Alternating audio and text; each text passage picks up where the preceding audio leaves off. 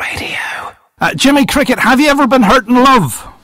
Oh, listen, I'd been hurt an awful lot of times before I met Mrs. Cricket. You know, I went out with a wee girl in Belfast called Maura, and then she left me, and would you know, the next morning this bus pulled up and it said on the front, Maura, and I broke down in tears again.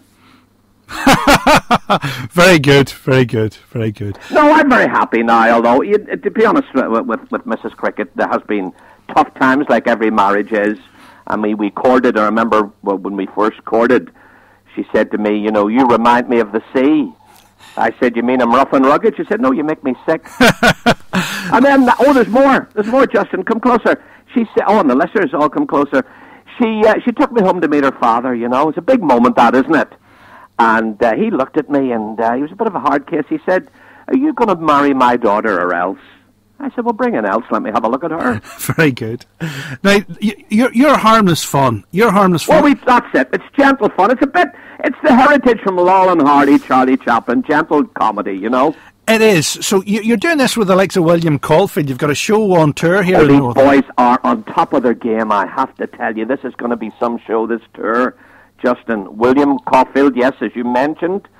May McFetridge, alias John yes. Brilliant. What a record he's had at the Opera House playing the Dame. 25 years. Incredible. Yes. Incredible. And then, of course, there's the lovely Gene Fitzpatrick.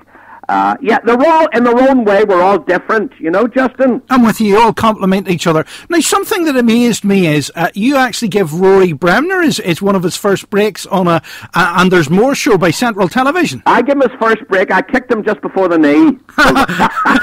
No, what had happened, I got a wee series. I got a bit of luck in the 80s, and I got a wee series, and the producer came up to me. We were looking for people to join me. They wanted a team show, which is lovely because it takes the pressure off you, you know? Yes. And they were looking around. He said, I've just seen this impressionist in a pub in London.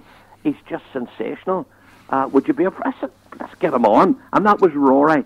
That was his first wee TV, and obviously, whatever heard of, whatever happens on one of those, isn't it? In fact, I came in from the boat last night at the ferry, and he was on the one show. Very good. That's what put me in mind of it. You see, I actually did a game show with him a couple of years ago, and I won it. I won a grand on it. And he was very good as a game show host. I don't know why he never got another rerun as a game show host. Well, he's such a good all-rounder. You know the thing about when Rory and I were on the show together, we come from absolute contrasting backgrounds, as you can imagine yourself. I'm a working class boy born in Cookstown, grew up in Belfast. Rory was from the university. He was satire.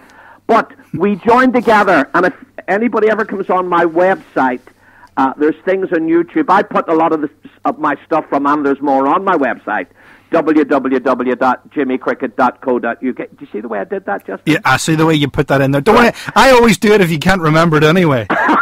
I know.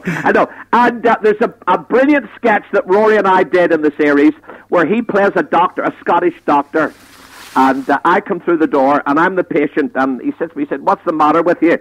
And I said, well, doctor, I woke up and all of a sudden I fall asleep. In other words, all through I keep falling asleep. And he said, oh, you're suffering from narcolepsy. Oh, and he kept waking me up. And I always remember that particular sketch. There was a couple, but that one sticks out.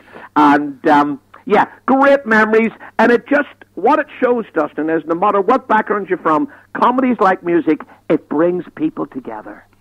I would imagine it does. Where do you get your comedy from? Because you've treaded the boards as a Redcoat in Butlins.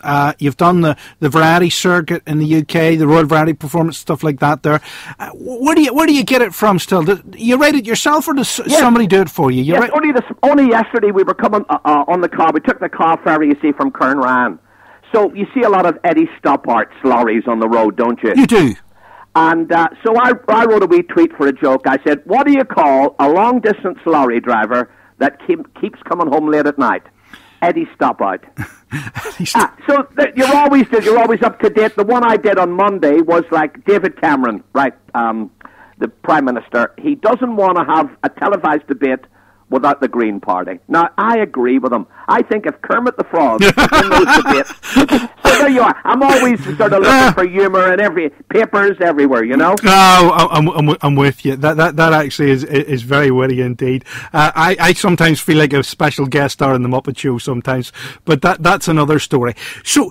what can people expect at the Ranfurly here on Friday night? What's all involved? Well, I mean, these boys have the experience behind us all will be incredible.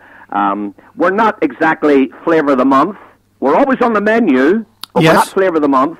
So to see the constructed gag, the crafted gag, the one-liners will be, I would think, a treat now for people. Good value, that's the next thing. Not just one comic would entertain the night, but now we've got 4.